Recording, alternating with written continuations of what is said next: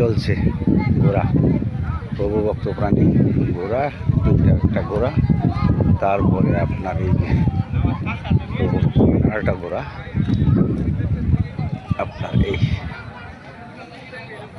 সাদা কালার লাল কালার দুইটা ঘোড়া, এবং তাদের সাথে আছে এই যে একটা বাচ্চা, ঘোড়ার বাচ্চা। দেখেন ঘোড়ার বাচ্চাটা, দেখেন ঘোড়ার বাচ্চা,